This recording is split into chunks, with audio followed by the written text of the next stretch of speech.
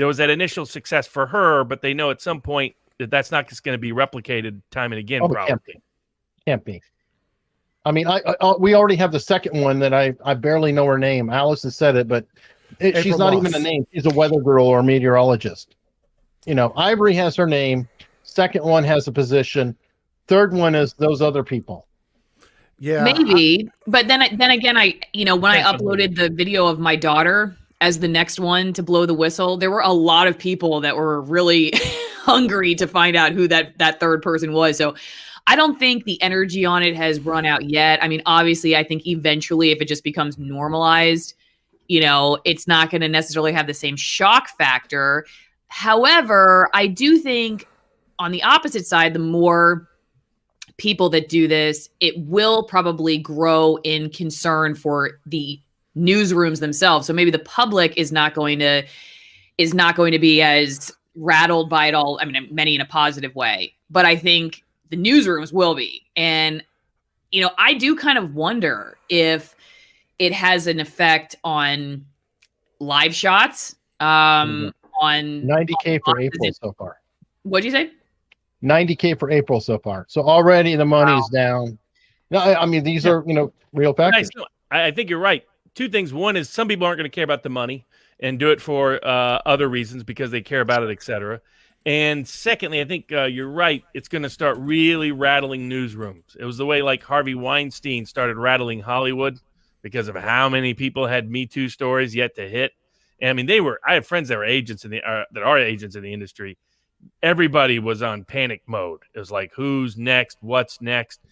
And because O'Keefe has got this at the local newsroom, not the national one, there's so many more of them. If I was a news producer, especially him getting them to say, well, maybe it wasn't him getting it, however it worked, but them doing it live all the time. By the way, I'm going to out you because of what you said last week. And I mean, you've seen a lot of these local newsrooms. There's always some skeletons in some closets waiting to fall out. I just looked up April Moss's crowdfunding, and the $90,000 is a correct number, but the goal is $350,000. Are you serious?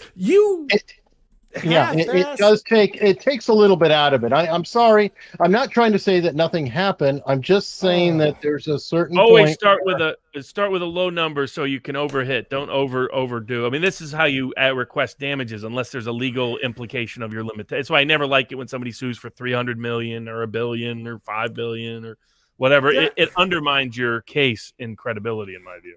And I'm not trying to be rude. But I'm sorry. I asked Ivory Hecker this morning, I said, did you do it for the money? Because she's going to see upwards of $200,000. Did you do it for the money? And what's going to be done with the money? I never got the answer on what's going to be done with the money. Okay. Because I think the first thing she would have said was that's going to go to fund my independent journalism career, help me travel, buy equipment, this, that, and everything else. No, she went immediately into, oh, no, I didn't do it for the money. My mom set this up, and Project Veritas told me to do it. Never once was it answered. Fairness. What would you say? Would I say, oh, hell yeah? Yeah, bitches. Yes, I've said it. No, I would probably just say, look, I'm going to be out of a job for a couple of years. This is a high-paying job. Right. This is going to pay my bills. This is going to make me float. And or maybe she hasn't made up her mind. And I understand the skepticism, but I'm saying, yeah, you're kind of asking a little bit in the whole thing of,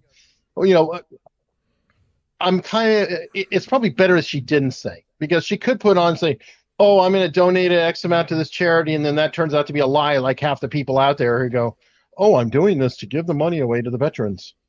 Right. But if she goes and says, hey, I'm going to use this to support myself for a while because I've left a good paying career and to start, my own thing, which is what she has indicated, I don't think I or anybody else who thought it was a good question would have a problem with it. I believe she did say that, though, Bill. I believe people can fact check you because I'm about to upload that clip tonight. So CNN fired all the fact checkers, Allison. Come on. But my audience already already just, wants to do the digital chat punch at you anyway, Bill, for the sex tape thing, for saying that it was like Ivory's sex tape, which you also say in this video. You talked to her about that. So just a tease for everybody to check out the video. It'll be live later tonight. But I do believe she did say something about how, she didn't know what was going to happen, and she was leaving this career, and she didn't know if she was going to have income. And again, like I've said before, like, don't hate the player, hate the game. If this is how you want to do it, then listen, there are some benefits to that versus like, having to, continue working a couple of jobs while you're trying to do this. And, to Eric's point, if she does say, or any of them say, like, I'm going to do all these things, well, then you got to follow through. So if you're going to do all of this independent journalism, well, like, we better start seeing independent journalism soon. Otherwise, you're going to come across as deceptive. So, nobody's forcing people to donate. They're giving them their free will. I see her going to Newsmax or one of those, or OAN, and I'm not meaning that in a bad way. I just think she's very professional, polished, very adaptable in that, can pick up a job, and she may not even be out on her own independently for very long. She probably doesn't know exactly what the hell she's going to do. I think she was very deliberate in how she did it to be successful, but I think she's still reacting according to whatever's coming in. And I'm not going to, I'm not going to judge her too much on that. That doesn't seem. And again, I'm not trying to judge her, and I'm not trying to knock her. I said it on Allison's show. I've said it on social media. If I knew I could have received that kind of money on my way out the door, I would have went out in a ball of flames, son. You want to be rehired so that you can do this. Yes, exactly. I would go out in a blaze of glory. That would make young she didn't know either. If anyone sees Bill Doris applying at your station, know what he's up to. All right, he's definitely going to be recording your phone calls and nuke live shot. But one last quick thing on this point to go back to the effect it could have on the newsrooms. A lot of, I think, these corporate newsrooms, the contracts they make you sign, how incestuous it all is, how few ownership companies, they all know each other. I think they believe they control you because you don't have anywhere else to go. And you're going to work for one of 5 companies, and they all know each other. All the news directors know each other. All the managers know each other. It's so incestuous. And this, I think, was kind of, a little bit of a message to say, no, there are other options. Like, there are other options. You don't control us financially. And you know what? We can drop a bomb on your TV air, regardless of what our contract says. I'm just going to, because, like, of course, we sign contracts that say that they can control everything from what we say, editorially to what we wear and all of these things. But,